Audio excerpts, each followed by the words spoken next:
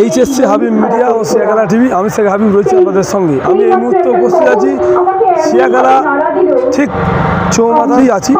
আজকে যে 4 সেপ্টেম্বর যে রাত যাপন, যে আজকে মহিলারা রাত দখল করবে, সেই নিয়ে আজকে সিয়াখালা সঞ্জীবনী নার্সিংয়ের সামনে থেকে বিক্ষোভ মিছিল বের হলো পুরো সিয়াখালা বাজার ঘুরে। আজকে এখন সেই কাঠ মিলের সামনে এখন সভা হচ্ছে। আপনারা শোনাবো, আপনার ভিডিওটি শেষ পর্যন্ত দেখুন। বেশি বেশি আপনার মূল্যবান মতামত কমেন্ট বক্সে জানাবেন। দেখতে পাচ্ছেন সব মহিলা একসঙ্গে একত্রিত হয়ে গ্যাস লাইন অন করে দাঁড়িয়ে আছে। দেখতে পাচ্ছেন এখানে একটা তাদের প্রোগ্রাম হবে।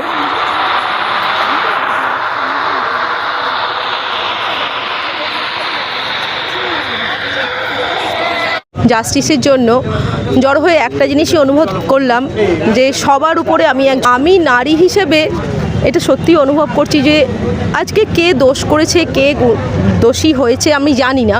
আমরা জানতে পারবো, আস্তে আস্তে অবশ্যই জানতে পারবো।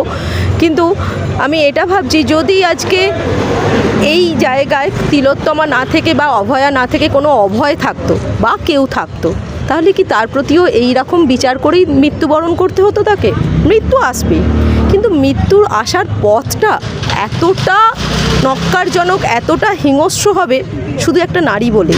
এটা যদি আজকে কোনো পুরুষের ক্ষেত্রে হতো তাহলে কি এই ঘটনাটা ঘটতো?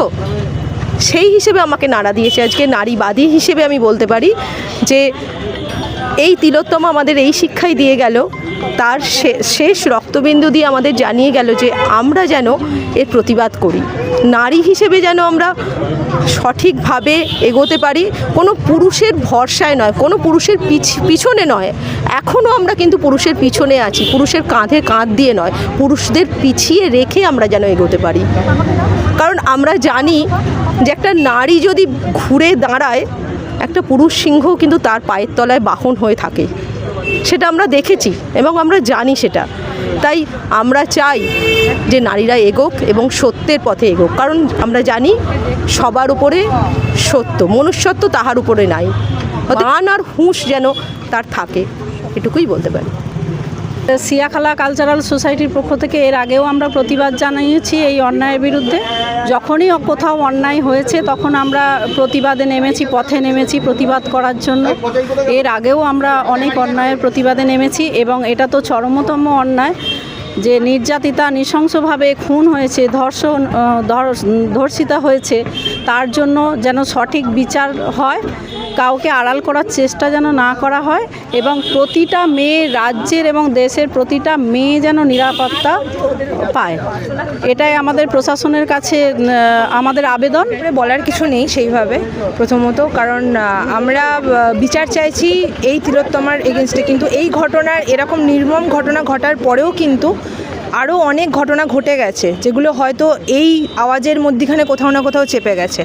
তো সেটাই বলার উদ্দেশ্য যে সবশেষে নারীর সেফটি যেটা, সেটাই আমাদের উদ্দেশ্য, যে প্রত্যেকটা ছেলে যেমন বুক ফুলিয়ে দিনে রাতে সব সময় একাভাবে চলতে পারে, ঠিক সেমভাবে যেন আমরাও সেই অধিকারটা পাই, এটাই বলার। আর কাজের ক্ষেত্রে হোক, যে কোনো কর্মস্থলে তারা যেন স্বাধীনভাবে মাথা উঁচু করে চলে। কারণ একটা ছেলে একটা মেয়ের মধ্যে শিক্ষাগত যোগ্যতা বা কোনো দিক থেকেই কম কিছু থাকে না। তো সেই ক্ষেত্রে আমাদের একটাই দাবি, আগেও ছিল এখনও আছে, যতদিন না এটার বিচার পাওয়া যাবে একটাই দাবি থাকবে আমাদের, সেটা হচ্ছে এটার বিচার চাই।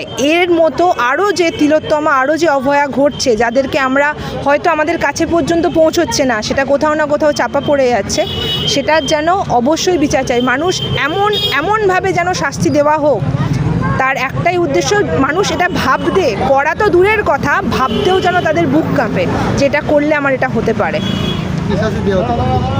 ভয়ঙ্কর শাস্তি দেওয়া উচিত। ফাঁসিটা খুব যৎসামান্য আমার মনে হয়। যেভাবে নির্মমভাবে একে মারা হয়েছে তিলোত্তমাকে, তাদের থেকেও ভয়ঙ্করভাবে তাকে শাস্তি দেওয়া উচিত। পুরোনো দিনে ফিরে যাওয়া উচিত। একদম পুরোনো দিনে যেরকম তালিবানি শাসন হতো না, সেরকম ধরনের শাস্তি আমরা দাবি করছি। পুরোনো দিনের যেরকম তালিবান শাসন হতো, আগেকার দিনের রাজারা যখন শাস্তি ঘোষণা করতো তারা শুলে চড়াতো। আমার মনে হয় উনি যে অপরাধটা করেছেন বা যারা এই অপরাধটা করেছে, ফাঁসি তাদের জন্য খুবই সামান্য শাস্তি। ফাঁসি হলে আর বাইরের লোক দেখতে পেলো না যে একসময় তার মৃতদেহটা বেরোলো, আমরা জানতে পারলাম যে তার ফাঁসি হয়ে গেছে, কিন্তু সেই ভয়াবহতাটা কারুকে স্পর্শ করলো না। আমি চাই সর্বসমক্ষে জনগণের সবার সামনে তার মানে অত্যধিক মানে এমন কিছু শাস্তি হোক যেটা দেখে আগামী প্রজন্মের প্রত্যেকটা ধর্ষকের যেন মানে বুক কাঁপে যে আমি কোনো মেয়ের দিকে এরকমভাবে তাকালে আমার সাথেও এই জিনিসটাই হবে। এর থেকে বেশি কিছু আর বলার নেই। এবং আমি মনে করি তিলোত্তমা যেখানেই থাকুক ওনার আত্মা শান্তি এখনও পেতে পারে না যতদিন পর্যন্ত এই ধর্ষকরা খোলা আম ঘুরে বেড়াবে। তার কঠিন শাস্তি দিয়ে আমি মহামান্য আদালতের কাছে এটাই, কালকে আমাদের সুপ্রিম কোর্টের রায় আছে, আমরা হয়তো কিছুটা না কিছু জানতে পারবো, তবে আমরা এটুকু আশা করছি যে আমাদের কিছু আশার আলো তো অবশ্যই সুপ্রিম কোর্ট দেখাবেন।